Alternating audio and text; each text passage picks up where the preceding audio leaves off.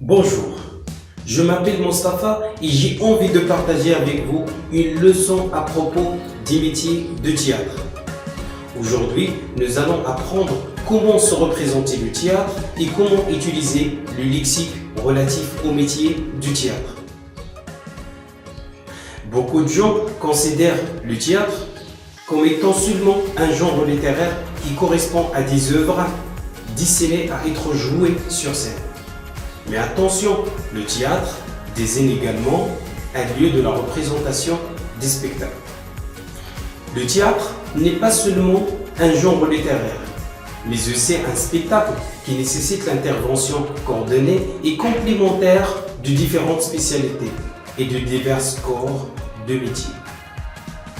Ainsi, pour qu'un spectacle de théâtre soit concrétisé, ou bien pour qu'un spectacle de théâtre puisse se concrétiser, il faudrait un metteur en scène, des comédiens, un régisseur, un agent, un souffleur, un costumier, un coiffeur, un maquilleur, etc., etc.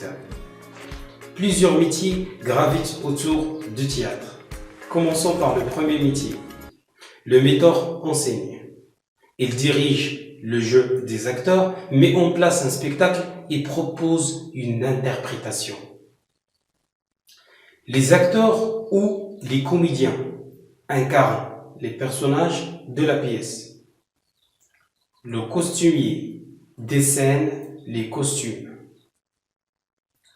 Le régisseur dirige les techniciens, les machinistes et s'occupe des détails techniques. Le souffleur vient en aide à un acteur qui a un trou de mémoire. Ça veut dire un acteur qui est en train de perdre le fil de ses répliques. Le dramaturge, celui qui a écrit la pièce de théâtre. Le figurant joue les seconds rôles. L'accessoiriste met à la disposition des acteurs les objets dont ils ont besoin pour la représentation. L'éclairagiste s'emploie pour régler les éclairages.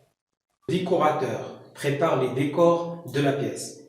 Et enfin, l'agent négocie les contrats et gère la carrière des artistes.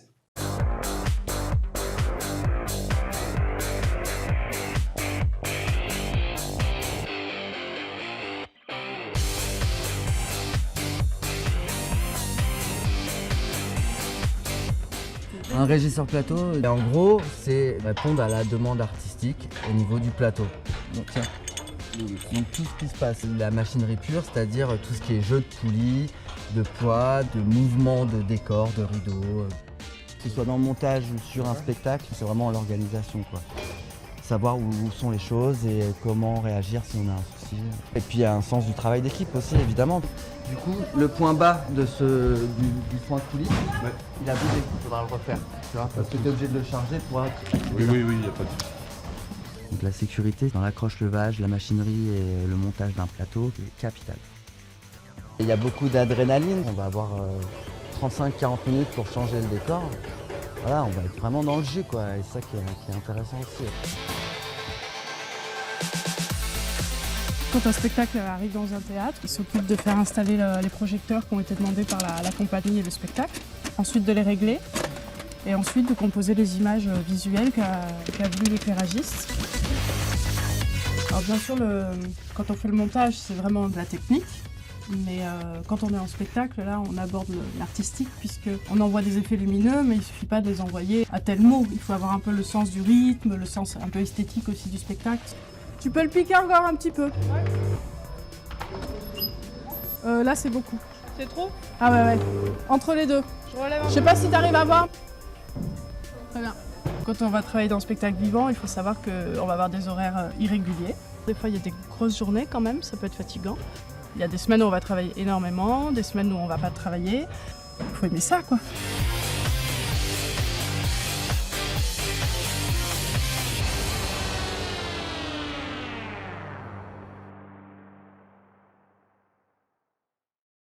Merci pour votre soutien et pour votre attention. À la prochaine fois, Inch'Allah.